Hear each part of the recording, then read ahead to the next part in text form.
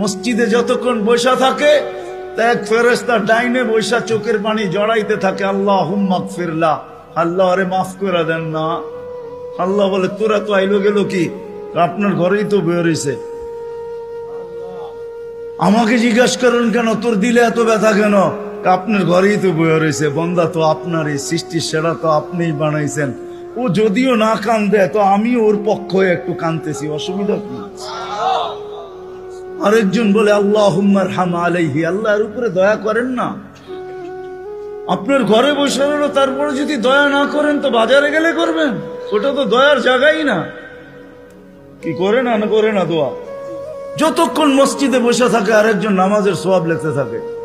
আল্লাহ বলে ঘুমায় তো রইল, তুই নামাজের সওয়াব লেখস না কেন? ঘুমাইলো তো আপনার বাড়িতেই ঘুমাইছে, আর কোথায় ঘুমাইছে?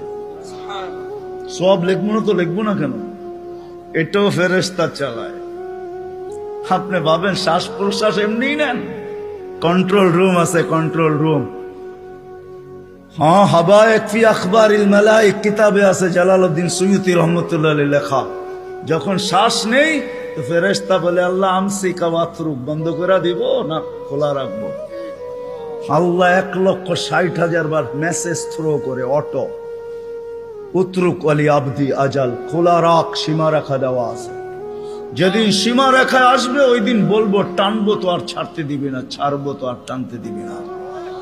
বিনা দ্বিধায় 1,60,000 বার শ্বাস প্রশ্বাস নিতেছি। আসেন একটু ভাবি। সুর তো আমার কাছে নাই যে আমি আপনাদেরকে পাগল করব।